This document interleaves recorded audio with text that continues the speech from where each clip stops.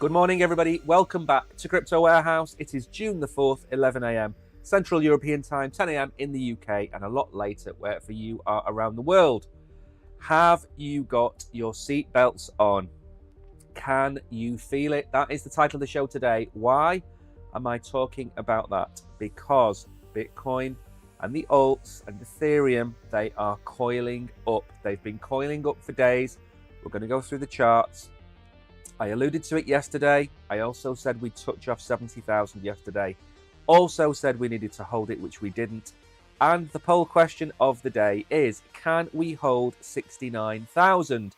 As you can see on the screen, we have literally just dropped below 69,000, but we're having a valiant run at it. We're probably going to be over 69,000 by the end of the show. A few shout outs. There's lots of people in chat, but my chat isn't working properly today. JC, Velvet, Hidden, Solo Sky is in chat. If you are in chat, say hello. I will try and catch you. I have another phone open so I can see where you are. We have a busy show, as always. We're going to go through the potential moves next for Bitcoin. We're going to go through China. What is going to happen? Are they going to start allowing crypto? That's the whispers going through the side streets of Twitter over the last 24 hours. We're going to look at Michel van der Popp. We told you that he sold all of his Bitcoin a few weeks ago and he bought these 5 alts. We're going to go through them. Is Sol now one of the big 3? Is it now Bitcoin, Ethereum, Solana, and the rest? We're going to go through that. 5 altcoins that we've picked out for June. And we're then also going to cover GME Kitty. Now, you may or may not have heard about GME Kitty.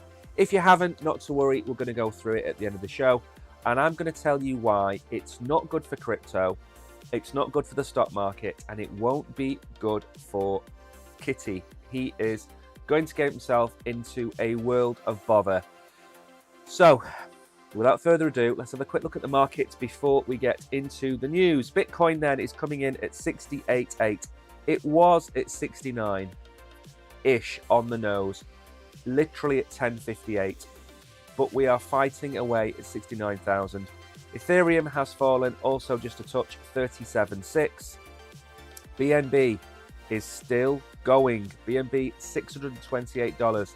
That is some move for BNB considering where it was. It's now almost a $100 billion asset. So it is giving it some, as they say in the north. Right, market cap coming in 2.56. That has not changed. Volume is, I don't know what the volume, I think it's a decent amount of volume. I just think that we are 2 days away from a breakout. And I think we're going to start to see 120, 130 billion dollar days in terms of volume. But all of this is going to be hinging on a couple of key figures coming out this week that we're going to talk about. Good morning, Chris. Welcome to the stream. So, Bitcoin dominance, ETH dominance haven't really changed, coming in about 70% as always. Nothing to really write home about. 24-hour gainers, Notcoin, I'm not a fan. I can keep saying it. I'm not a fan of Notcoin. It is doing incredibly well. Casper is up huge amounts. Dog Go to the Moon, which is a micro cap, was a micro cap, sorry. That is also up a chunk. So is Jasmy. Toncoin is up. Stacks, Wormhole. Lots of 3 to 5% gainers. Nice to see.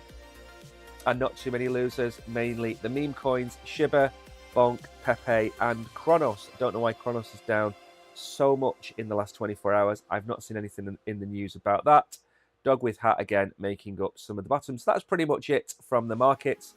We are going to get into the X-Files, and we're going to start off with this one, which isn't technically an X-File, more of my weekly or daily reminder of this.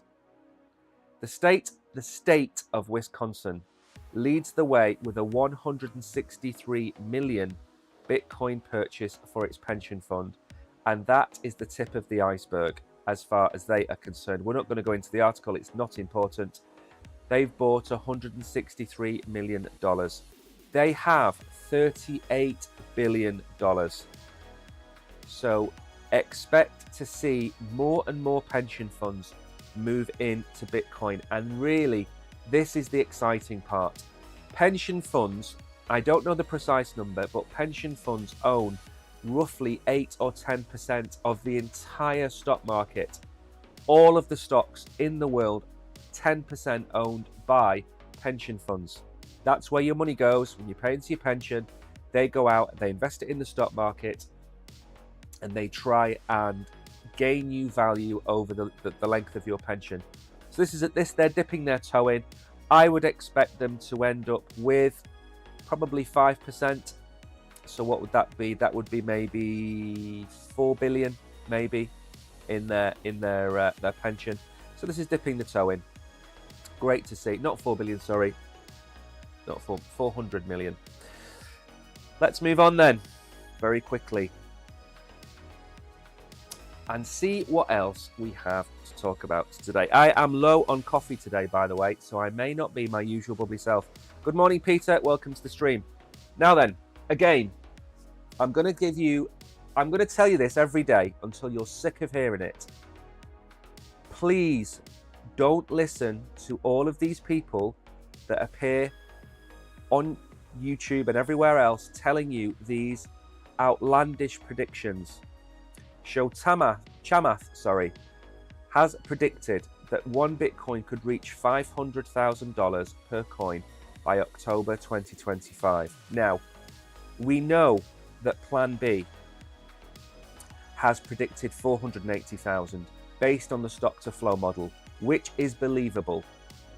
However, people that base performance on percentages are not taking into account the sheer amount of money it would need to come into the market to sustain $500,000. It is great for me. I could sit here and say XRP went up 1,000% in 2015. XRP went up 1,000% in 2019. XRP is going to go up 1,000% in 2025. I could easily sit here and say that. Diminishing returns, market capitalization don't allow for that kind of movement, because at some point you run out of money. It's like I'm telling you that we're going to go on a flight from London to Manchester because it's realistic on the amount of fuel we've got to get there. And then these people will come in, no problem, yeah, no problem. We'll fly from London to the South Pole. Absolutely no problem. Same plane, same amount of fuel, but we'll get there. Based on what? Based on the altitude, based on the speed. It's not based on the fundamentals. So don't believe these people. If you see a $600 XRP, if you see a $1 Pepe, if you see a $500 Bitcoin, and it's not telling you it's 2030, then don't believe them. Even if it comes near true, $200,000, $300,000 in terms of the market cap is nowhere near $500,000. So don't listen to them. It is utter nonsense. If pension funds hold a great deal of Bitcoin long term, how are money going to flow into the alts? It's not, Peter. But what it will do is it will drain the supply of Bitcoin. So if you imagine, I can't actually, there's a few comparisons I can't make because of the nature of them. If you have 1,000 meals that you can serve at your restaurant, and every day 900 of those meals are going to go to the office blocks, and you've only got 100 meals to serve at your restaurant, you've only got 10% of your capacity left to sell, you're going to put your prices up to the point where your restaurant doesn't have a queue down the road. There's 1 million Bitcoin left on exchanges. Don't worry about the pension funds buying Bitcoin. Not worry, but look forward to the supply shock. What happens if there's 50,000 Bitcoin left on exchanges or 100,000 Bitcoin left on exchanges? At some point, we're going to hit the supply shock that is going to send us from $80,000, $90,000, $100,000 to $200,000. The supply shock is going to happen. It might not be dramatic. It might not be one God candle, but pension funds are just draining the actual supply of Bitcoin. So we will only then be able to buy what's left. And in answer to your question, how is it going to flow into alts? If I've got 10 Bitcoin today and they're worth $700,000, if my 10 Bitcoin are suddenly worth $3 million, $4 million, because of the supply shock of the pension funds of BlackRock, then what am I going to do? I'm going to be putting 6 times the amount of money into the alts. So it doesn't matter that the money isn't flowing directly into the altcoins. By them sucking Bitcoin and Ethereum out of the ecosystem, the supply shock drives the price of the 2 top assets up, which then allows for that liquidity to flow back into the alts. So it was a good question because it's the same question that I've had in my head. A bullish bull suggests we will go to 499,000. I might be new to crypto, but I can't see how crypto in general goes up 10x, maybe 5x. What will happen? We hit 6 trillion in the last bull run. We're at 2.5 trillion now. So in the last bull run where we got to 69,000 and the alts all ripped, we got to 6 trillion. I'm suggesting we go to 10 trillion. So I'm not suggesting that we rip to the moon. I'm saying that we're going to go probably 60% higher than we did in the last bull run. And that 60% extra comes from the new money to the market and the new money that's draining the market. So it will do multiples, but the overall market itself is not going to do a 10x. So the way you've got to think about it is Bitcoin will hit its all-time high at a different time than Ethereum, at a different time than the alts. So you're holding the alts and you're waiting for the avalanche that is Bitcoin, for the sell off of Bitcoin to go into Ethereum, and then Ethereum will pump. That might not happen this time because of the ETF. Maybe Ethereum and Bitcoin both pump simultaneously. But then, when you are left with your massive bags of Bitcoin, you've got 2 choices. You sell to USDC, and you exit the market, or you join in the alt market, the alt season, and then you buy your ICP, your Chainlink, your AVAX, other coins you've got, because that's where the money comes from. They don't all pump at the same time. We will top out at $10 trillion or $9 trillion, whatever you want to think it's going to get to. And then that same money will then swill around the alt season. And then what people will do is, as the price of Bitcoin starts to come down, they will either sell their alts at their massive profits back into Bitcoin or back into USDC. That's how it works. They don't all go up at the same time. They go up in phases. You have Bitcoin all-time high, Ethereum all-time high, then alt season. That's how it will work. Good morning, only you. Welcome back to the stream. So this is the news we're going to go through later on in the show. E-Trade is considering removing Keith Gill, Mr. Kitty himself, from the platform due to concerns about potential GME, GameStop market manipulation or meme stock manipulation. So we're going to go through that at the end of the show. But if you're not going to make it to the end of the show, overall, please consider not buying into these kinds of coins, because I think you're going to get wrecked. This is, in my opinion, absolutely market manipulation. This shouldn't be allowed to happen.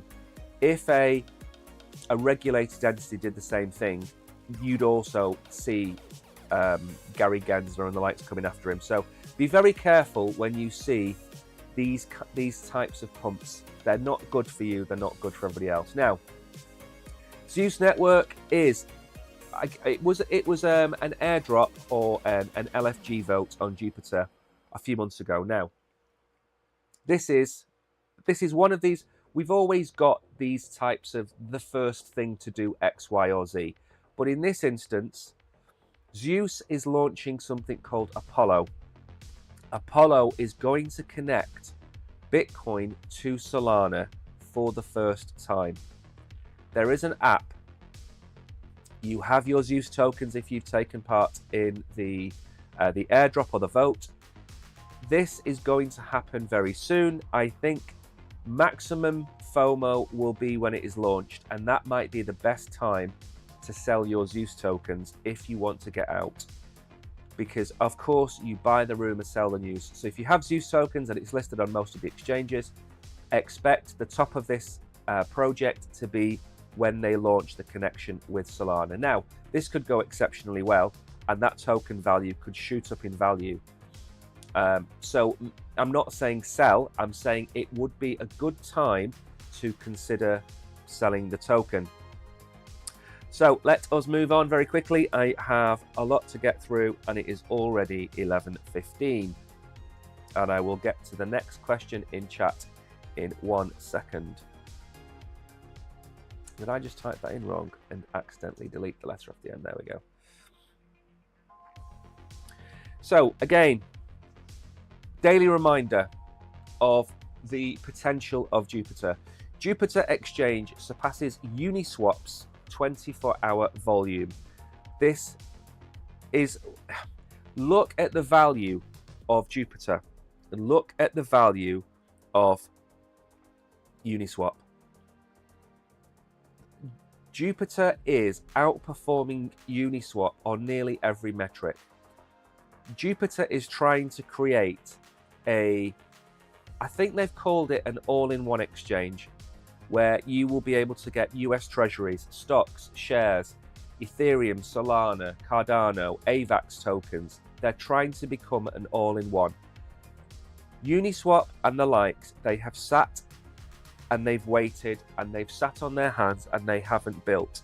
And Jupiter is one of those disruptive companies that's going to come along and take over the market. Look at Apple, look at Google, look at Amazon, look at maybe Tesla in the near future. Jupiter's going to have the similar kind of impact. It's already better than its competition and it hasn't even started. So make sure, if you're going to look at a coin to hold for maybe the next 5 years, that you look at Jupiter. And I think it's going to go and do great guns in the near future. I'm not biased. I do hold Jupiter, but I'm not paid to say any of these things. Now then, let's make this a little bit bigger so you can actually read it. Are Bitcoin bulls preparing to break $74,000? Here's what on-chain data says. Now, if you look bottom right-hand corner, I've already said $74,000 is the target. I've had that there for a while. We break that, we go into price discovery, we could be at 80,000 by the end of June. Or we could be at 68,800 by the end of June. But it's one of those things, when Bitcoin goes into price discovery, it moves. So we were at 69, we broke 69, previous all-time high. Where did we end up? 74,000. We shot up 6% above all-time highs. If we do the same thing again, then potentially we're over $80,000. Because percentages add a lot more the higher the price goes. So I think 74,000, then 80 for Bitcoin. However, the experts are now saying the same thing. Let me move down here a little bit. What was I going to read out? So Bitcoin has strong rejection at 72,000, which we have seen. We hit 71.4. We're going to look at the chart in a minute, see where we are. But the interesting point is that we're floating to the surface more often than not. And when we come down, we spend a day or two down and then we float up. And my worry at the end of last week was we were being rejected off lower highs. That was my worry, because that's a sign of weakness. And that's a sign of either somebody trying to suppress the market, a whale, for example, or we just don't have enough motivation to break through $70,000. And that could come this week. We have jobs report news coming out. We have news on the state of the American economy. And all of those things are probably going to back Powell into a corner to start cutting interest rates. And once that happens, we're at $80,000.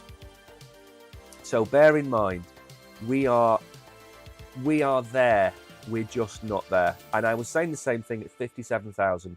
We'll be back at 70,000 before you know it. And we were. And before you know it, we're going to be $80,000 or thereabouts, maybe $79,000. It just takes time. Now, I'm not going to go into too much depth. I try not to baffle people by reading out most of these articles. But suffice to say, the whales are buying Bitcoin in higher numbers now than they have been at any point in the last 2 years. Now, whales buy just before something happens. The same way, if you follow, I think it's called Whale Watch on Twitter, and you will see $1 billion has been minted by Tether, or $150 million has moved into an exchange. That normally happens just before the market pumps. So whales accumulate Bitcoin to wait for the price to go up, 72,000 maybe, sell at 72,000, drive the price down, buy back at 69,000 and drive the price up. They can do that because they can move 500 or 600 Bitcoin around at the drop of a hat. We can't. So keeping an eye on the whales, expect the price to move up. We are going to go back to 72,000, 74,000 as soon as the whales have finished playing. Now, the one bit of good news that we had, let me just check the comments. Good morning, Danny. Welcome to the stream. Only you. Good morning. So if most of the money goes into the top 20, it means that under top 20 won't have much money left. No, it doesn't mean that. It means that the alt season comes in waves, and you will see small cap coins rip 50x in 2 weeks. That's what it means. In the last bull run, at the beginning of the last bull run, there wasn't really such a thing as Solana. The price was $1, $2, ended up topping out at $200. It did a 200x. I am not saying we're going to see that again, precisely, but we are going to see some coins that we don't expect breaking into that range, into the $10 billion range. Look at some of the meme coins. Some of the meme coins broke $36 billion.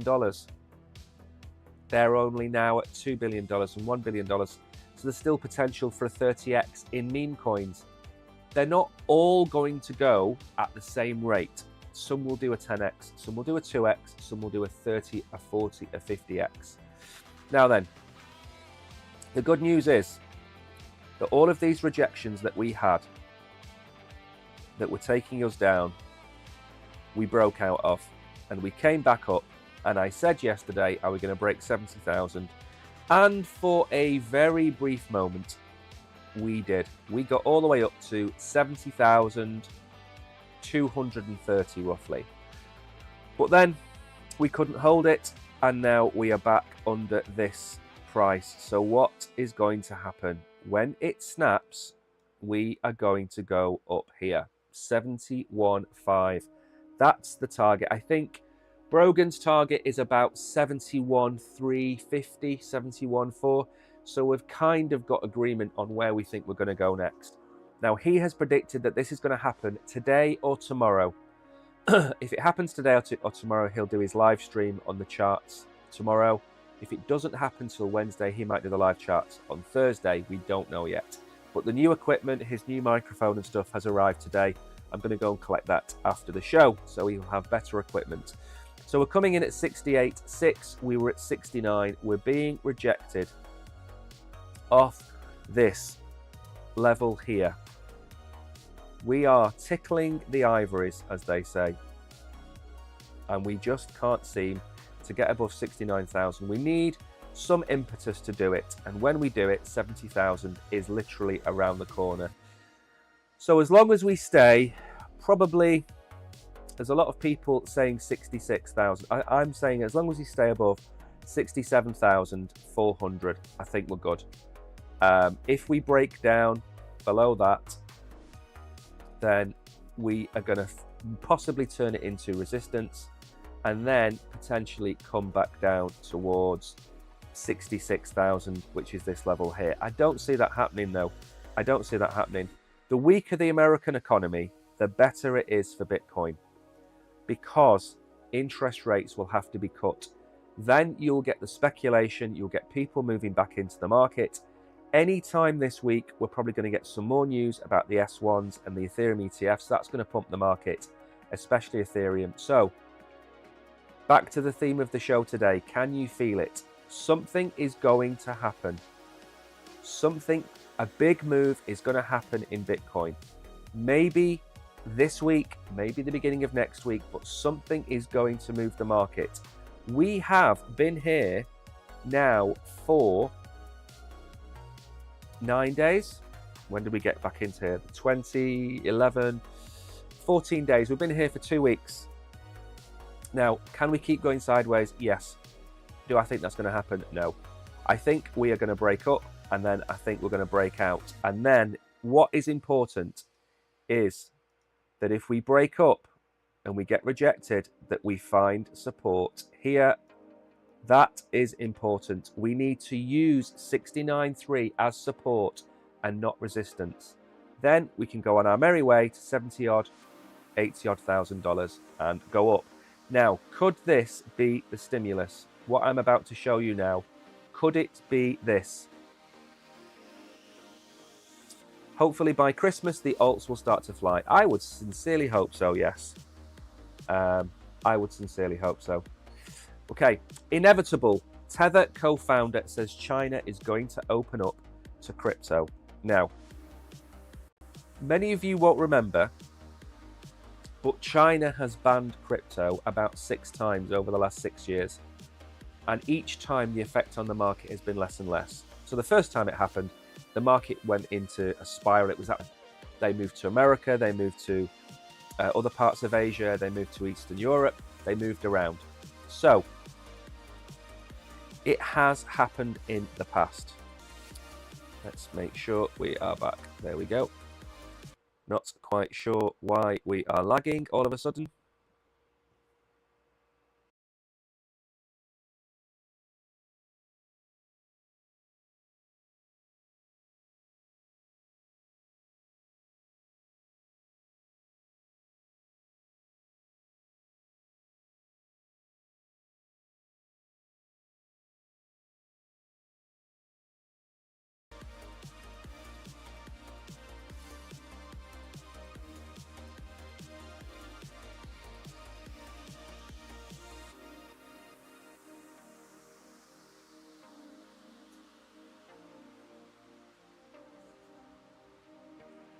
I think we are back, are we not? Are we back? Or are we still lagging? Just give me a second.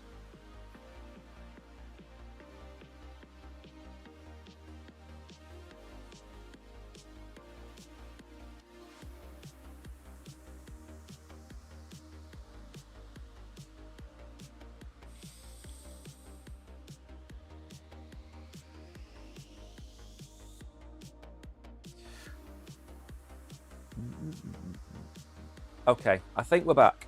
I think we are back in the room. Good welcome back, everybody. Sorry about that.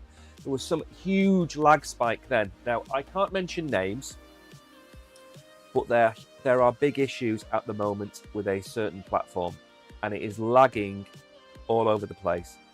Only happened about 3 or 4 days ago, and it's coincided with a lot of traffic drop off as well. So I don't know why it's happening, but I do apologize. Sorry about that. Okay, so Inevitable. China is going to move back into crypto. According to a new report by the South China Morning Post, Tether co-founder Brock Pierce says China, which banned all crypto-related commercial activity years ago, will eventually recognize digital assets as legitimate. Is China going to open up for cryptocurrencies? I'd say it's inevitable. The question is not so much if as a matter of when. I think Hong Kong is ahead in many ways. I think the main opportunity in Hong Kong is in TradFi, and that's where a Hong Kong digital dollar stablecoin has tremendous potential. His comments come as many crypto exchange platforms with ties to mainland China look to become licensed in Hong Kong. What I think is going to happen is very simple. We are going to see Hong Kong take on a proxy position in terms of China. Hong Kong is going to be the conduit for China to move into crypto to begin with. So they will allow licensed businesses in China to open up positions with Hong Kong entities. Hong Kong now, remember, is owned by China. The UK handed it back. Was it in 1985, 1995, something like that? So Hong Kong will become the financial arm of China, and it will allow crypto at arm's length. That's how I see it working.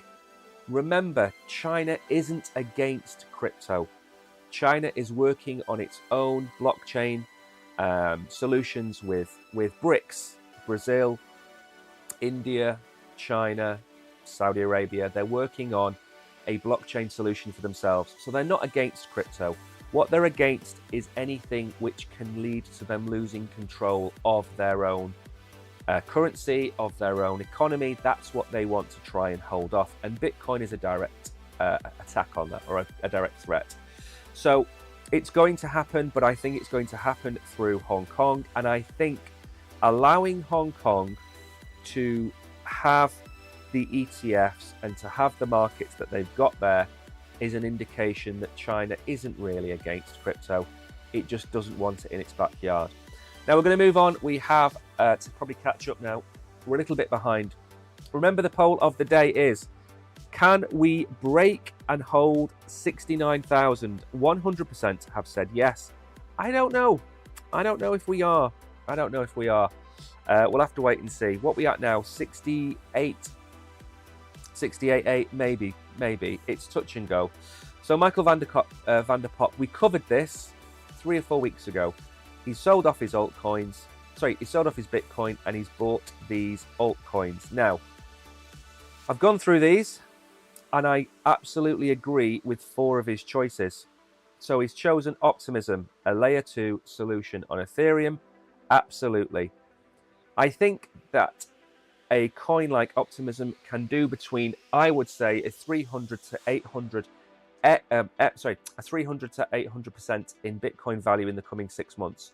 I think it's very likely. Now, remember, there are 2 types of people in this world. People who value their portfolio against the dollar. So $300, $400, $500, $600,000 portfolio. There are other people who value it against Bitcoin.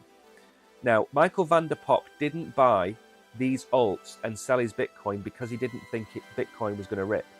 He thought these 5 alts were going to be faster than Bitcoin.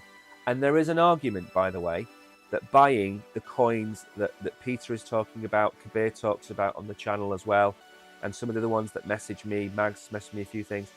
There is an argument to say, well, holding Jupiter, holding Ondo, holding Optimism over the next 12 months means I'll be able to buy more Bitcoin at the end of it. There is an argument, but you have to remember that on the whole, Bitcoin is going to outperform the rest of the crypto market for at least the next year. So that means that if you bought the top 500 coins, Bitcoin would win. If you look at our own portfolio, which we've set up, the $15,000 to $1 million portfolio, you'll see that certain coins have outperformed Bitcoin, but the rest haven't. So in an ideal world, what you should have done was just hold Bitcoin and the 2 alts that have outperformed it. But how do you know that? You can't read the future. You don't have a crystal ball. So you build a balanced portfolio, which over time you'll be able to dollar cost average out of. Now he is saying that Optimism will 3x to 8x Bitcoin. He is saying Arbitrum, another layer 2. Now, why has he picked Arbitrum and why has he picked Optimism? They're both layer 2s on Ethereum. What's going to happen to Ethereum in the next month? It's going to get its ETF. Once it gets its ETF, what's going to happen to Ethereum? It's going to rip, maybe $6,000. What will happen to all of the layer 2s on top of Ethereum? They will all rip by multiples of Ethereum. If Ethereum goes up 5%, the alts are going to go up 20% or 15% or even 30%. That is why he is stacking up on these 2 layer 2s. He knows they will outperform Ethereum. He knows Ethereum is going to get its ETF. He's playing his own game, admittedly, but it's a very clever game because he's a very clever guy. If you look at the TVL of Arbitrum, it's almost the exact same amount as the market cap. So that is super bullish as the ecosystem is growing. But once we look at the price action, it is garbage, precisely. I agree with that. Now, why is the price action of Arbitrum garbage? Because they did a 74% token release and it dumped the price. Very simple. Woo Network is a decentralized exchange. So he has picked this. Once Ethereum starts to do well and the volumes are already waking up, this is where Woo comes in. There's also a revenue being made. That is why I think it's a great one to have. I think when the whole cycle starts for Woo, it can actually yield between 500 to 1500%. So Woo is a coin we haven't covered on here in any great depth for a long time. However, again, it's tied to Ethereum. I am a big fan of holding DeFi tokens through a bull run. Uniswap, Jupiter are both going to make bundles and bundles and bundles of cash. They're going to make life-changing wealth for their entire teams, but they're also going to make life-changing wealth for you, because a 0.1% transaction fee on a $3,500 Ethereum is nowhere near a 0.1% transaction fee on a $12,000 Ethereum. They will go up in their revenue 4x, but they will go up in their profits probably 10x. So they are going to do exceptionally well. Look at what Uniswap did in the last bull run. It ripped. Jupiter is going to do the same as Uniswap. They're all going to rip. Woo will probably rip as well. And it's all based on the fact that the underlying assets being bought and sold have a higher value and people will trade more. Don't think people are still going to trade $500 here or there. They'll be trading one Bitcoin, one Ethereum, one Solana, and that doesn't matter to them whether it's a $200 Solana or a $1,000 Solana. But the fractions that they make is where you're going to make your money. So I agree with that one. Wormhole, I also agree with. Wormhole is one of the biggest airdrops that's happened in the last couple of months was Wormhole. I want to bet on safe Solana solutions. The only tricky part with Wormhole is the fact that there are still unlocks, but these unlocks are going to take some time. That's why I think this was going to do really well. I personally wouldn't have gone for Wormhole. I personally would have gone for Jupiter, but I understand his thinking. And finally is Dogecoin. Whether you like it or not, you see all the meme coins doing well. Floki, Book of Meme, Bonk, all of these meme coins are doing well. This is the time when you want to get yourself into a position of Dogecoin. It's the easiest one. It will do a 4 to 5x or maybe even more. I totally disagree with this. I don't see any inherent value in number 5. Do I see value in Wormhole, Woo, Arbitrum, Optimism? Absolutely. Do I see value in holding Dogecoin? No, I don't. It is overpriced and it doesn't do anything. If I had a choice of Pepe, even though it's at all-time high, or Doge, for this bull run, I would pick Pepe. If I had a choice of Bonk or of Dogecoin, I'd pick Bonk. Book of Meme, I'd pick Book of Meme. There isn't many reasonably sized meme coins I wouldn't pick over Dogecoin. I just don't like it. It's being printed into infinity. It has no value. It is rubbish. So don't listen to that one. In my opinion, it's never going to go anywhere. Think of it this way. Why are you going to buy Dogecoin if it's only going to do a 4 or 5x? If most people are thinking that XRP will easily do a 6 or 7x because of the court case and everything else. Why would you pick Dogecoin over Solana if Solana is clearly going to be the next ETF after Ethereum? It's easily going to go to potentially $1,000. There's a 5x. Why are you picking a meme coin over a solid layer 1? It makes no sense. If it's his favorite coin, fine, it's his favorite coin. Now we're going to have a very quick look at Woo because I think this is a really good spot by Michel van der Pop, should we say. So this chart that I'm looking at only goes back to, it's about nearly 2.5 years old, this chart. Now, the thing I like about this chart is as we've seen Ethereum start to move up, we've seen Woo start to move up. So already we've seen a local high of 67 cents.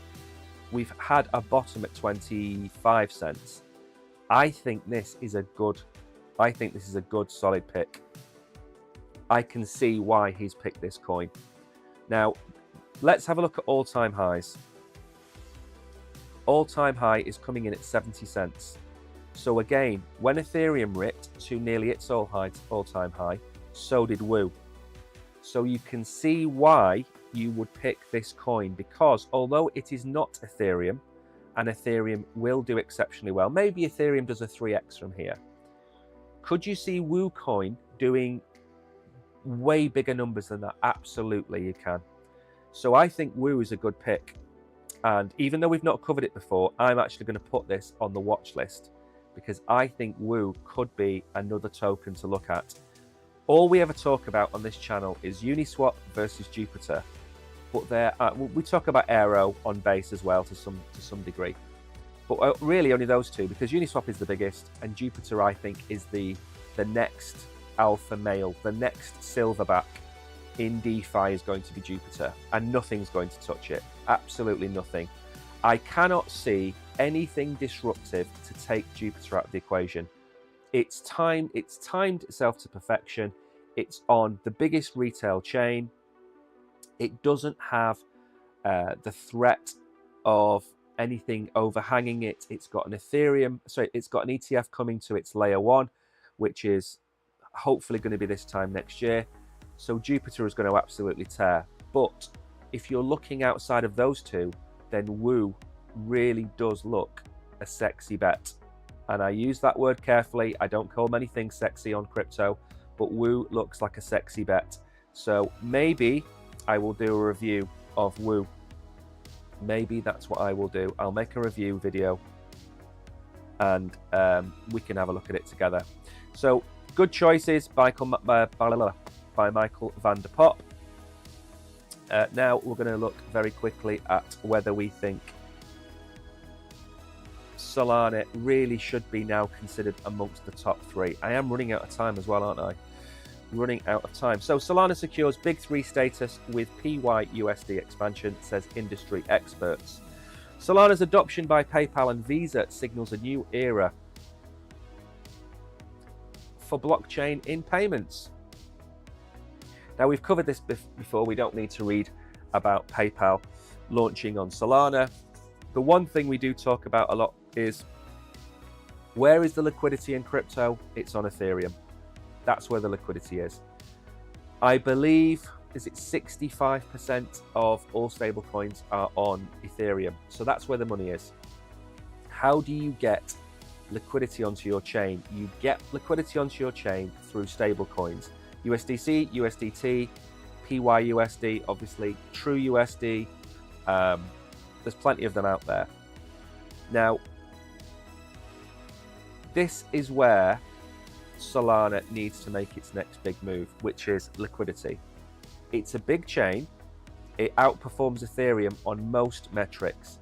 It doesn't come anywhere near Ethereum on 2 really important metrics: liquidity and revenue. It doesn't generate massive amounts of revenue. It generates about 10%, 15% of the amount of money that's generated on Ethereum. That's an issue. I don't know how they get around that issue, but it's an issue. So Ran Goldie, VP of payments at Fireblocks, points out that Solana is now harvesting the fruits of the work done for the past 3 years. He adds that Solana's infrastructure allows payments companies to leverage its blockchain to mimic their existing flows and operations. The recent adoption is far from surprising. I believe that with confidential transfers, a basic payment requirement for large volume processors, we will see additional names adopting the blockchain into their flows. The key, as I see it, is making sure your blockchain can support the under-the-hood payment requirements for compliance, regulation, and privacy. Doing that, plus speed and vast liquidity, can become a sharp tool in the hands of payment solutions. Absolutely agree. Solana is seen as one of the big 3 cryptos alongside Bitcoin and Ethereum, with many analysts expecting a Solana ETF soon. I've been saying this for a while. Solana is one of the fastest growing blockchains in terms of usage, users, transactions volume. The growth, it reinforces the belief that Solana will be the backbone of the future internet, creating a cycle of increased institutional, retail, developer activity. We don't need to read anymore. Great stuff. What I would say is the same thing I've been saying every day, probably for the last week now. Ethereum is for institution grade development. Solana is for retail level development. They are not the same. Solana is not an Ethereum killer. Please understand, there is never going to be an Ethereum killer. There could be a Solana killer, but the more developments like this that happen, the less likely that is. The same with Chainlink. Chainlink has, in my opinion, an unsurmountable lead in its tech. Once Ethereum gets 5, 6, 7, 8 different blue chip banks using Ethereum, it will not lose that lead. Well, when I say not lose that lead, over the next 5 to 10 years. In the future, I expect lots of multi-chain, cross-chain development going on from the banks and all of those kinds of things. That's a different conversation. But for now, Ethereum is head and shoulders above everybody else as far as TradFi. Solana is head and shoulders above everybody else as far as retail is concerned. So if retail are going to Solana, where do the payments processors need to go? They need to go to Solana. And that is why you're going to see a massive expansion in Solana, especially over the next 2 to 3 years. If payments can be made instantaneously and they don't even cost a cent, then the markup for Visa and MasterCard are massive, because they'll still try and charge you 25 cents a transaction, whatever it might be. So throughout all of the chaos that we have seen in crypto over the last 3 months, this trend line that we put in place, that goes all the way back here, has held for Solana. Yes, this is the weekly chart, and yes, we did wick below, but the line has held, and it's growing in stature every week that goes by. We are going to be at that $174 price, which is critical. If you look, we've broken it here. We got resistance twice at $200, but 174 is the next level up. And look where we are now, though. We're sitting at the bottom of this volume area. If we drop, we come straight back to about $155, $157. I don't see that happening. I think we're going to see this kind of movement. I think that's what's likely to happen. I don't think we've got the strength in the market just yet to get us back towards $200, but I do think, if we move that right a bit, I do think, I've just drawn a bottom on the screen, I do apologise.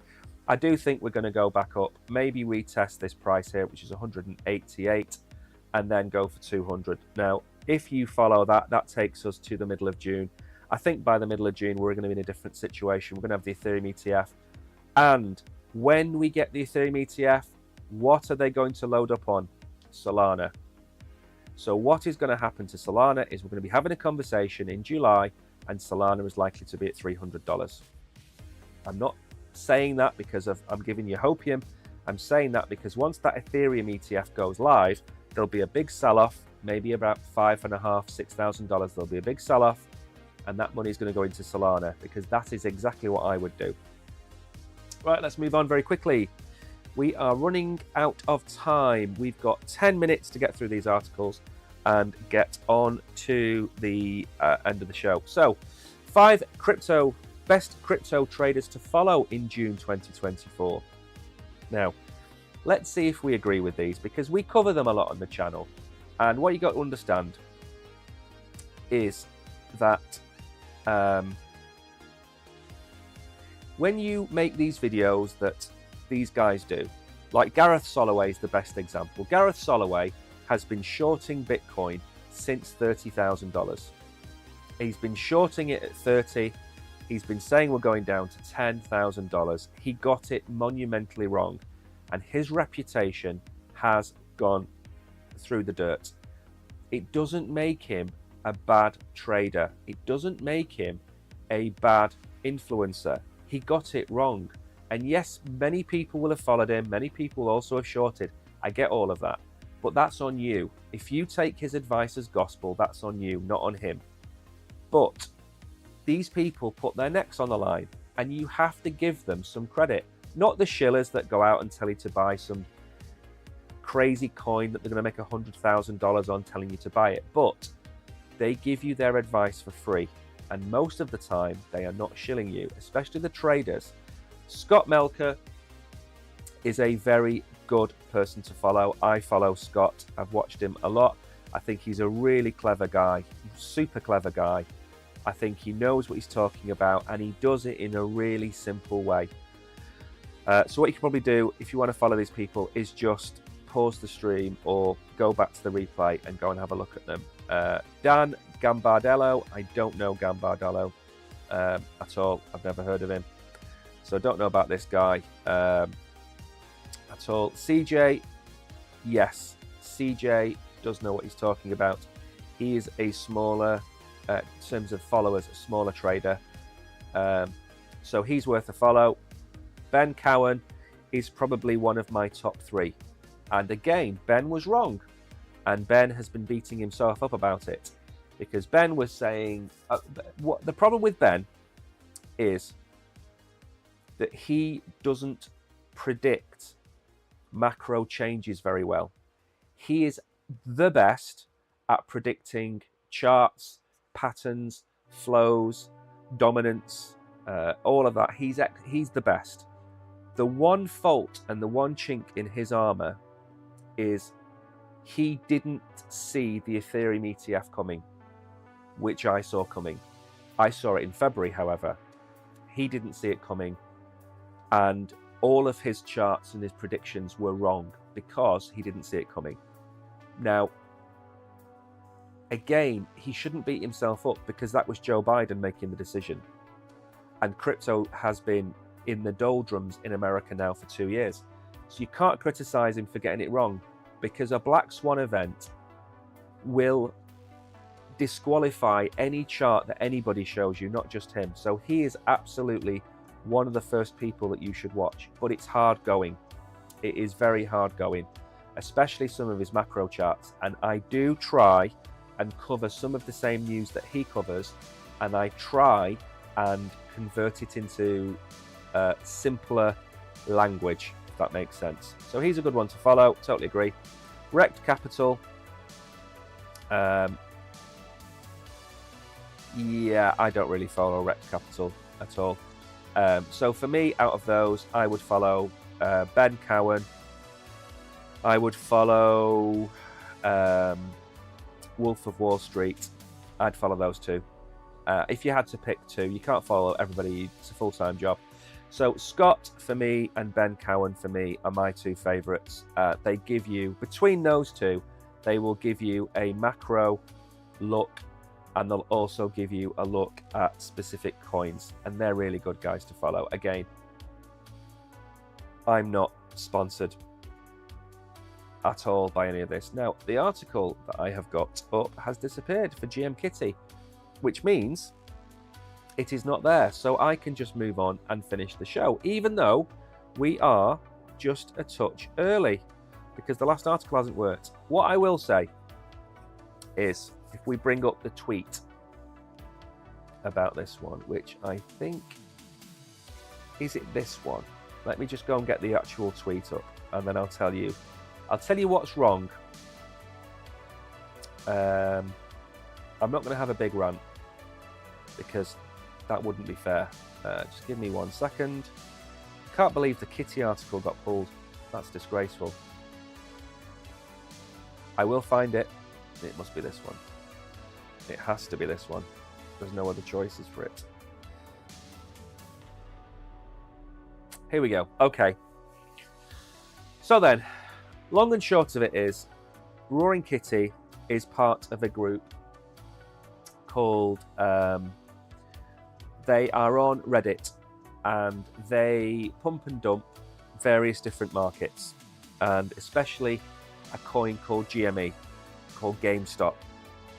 Now, the issue with GameStop is that GameStop also exists as a meme coin. So you have GameStop, the stock, which is not easy to say, and you have GameStop, the token itself. And they're not even related to each other. There's no relation whatsoever. Now, the issue is, if we go back here, that both of these are a pump and dump. And I moan on here an awful lot about influencers selling you things. And how do they do that? They go onto social media and they say, go and buy this token, it's going to make you rich. And you flood in to buy the token. And if I explain how they do it, is they will buy the token here, tell you to buy the token here, here, and here, and they will sell there. And you are holding that coin that is going to come all the way down here because you have been told that this coin is going to do that. So,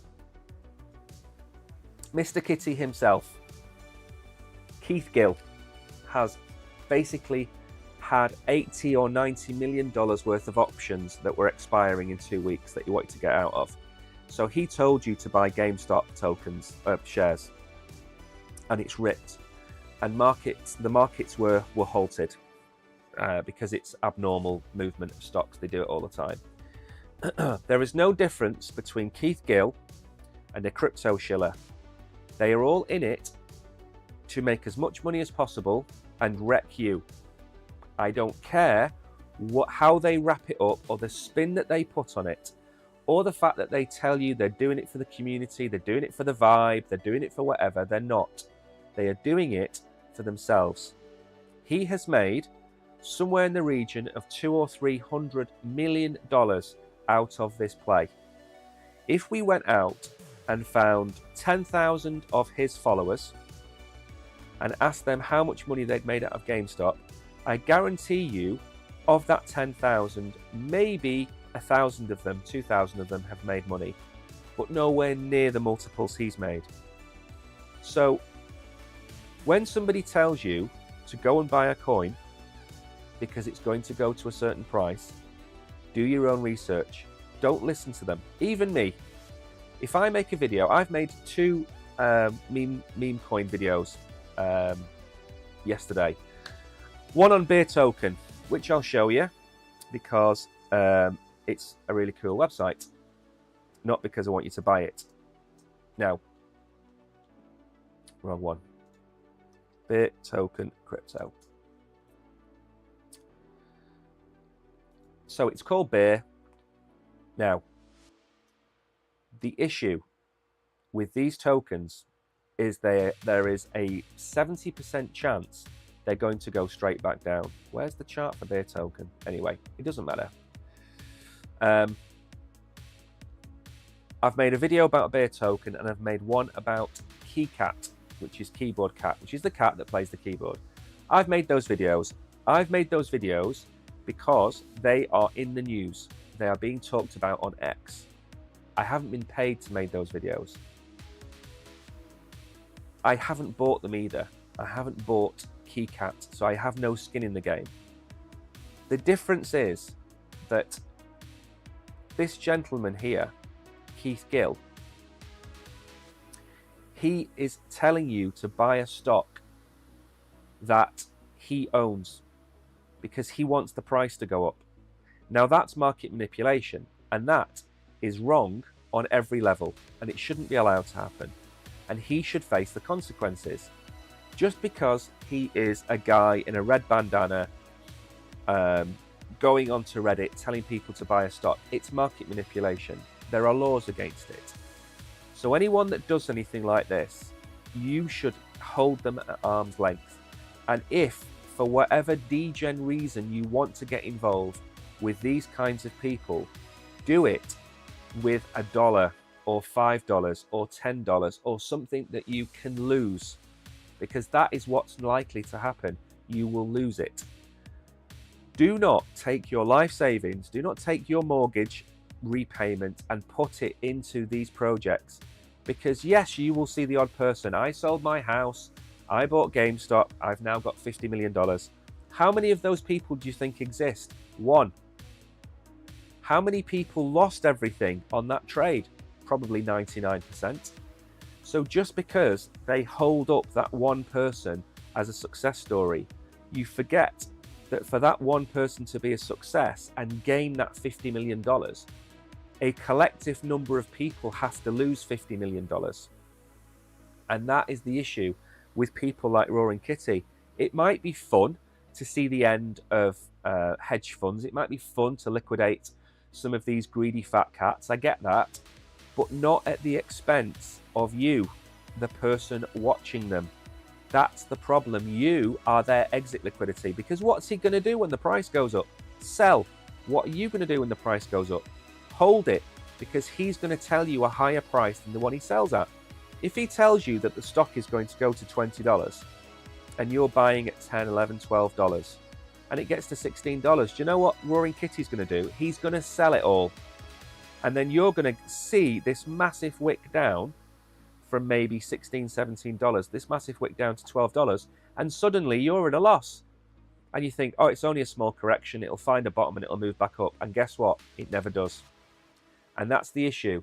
People like this are dangerous and they should be removed and they should be stopped what they're doing. And this person right here is where Gary Gensler should be focusing his attention, not legitimate businesses or legitimate financial projects and products. This type of person here. And I'm not saying for 1 second he should go to jail. I'm saying he should be held accountable for his actions. And if people have lost money because of what he has said, he should be liable for it. Because as far as I can see, you've got Shaquille O'Neal, you've got, who else? Kim Kardashian, Tom Brady. You've got all of these celebrities being fined for promoting crypto products. He's just as guilty, in fact more guilty, because he's fully aware of what he's doing.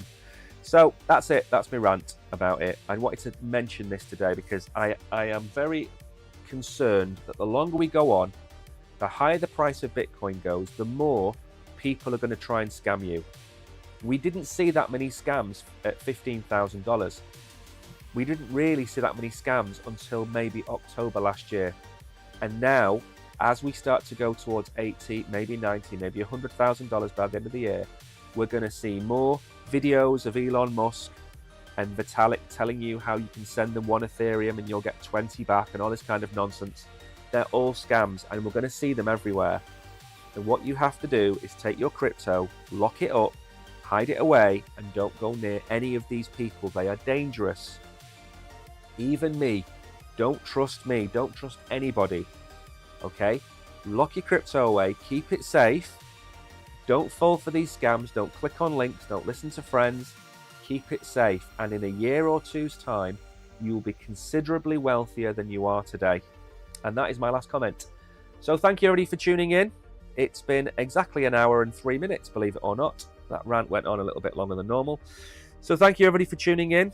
I will be back tomorrow at 11 o'clock probably. I'm going to go make some videos in a bit. I'm going to go and pick up the new audio equipment that we have for the show. So as always, we are trying to get better and better.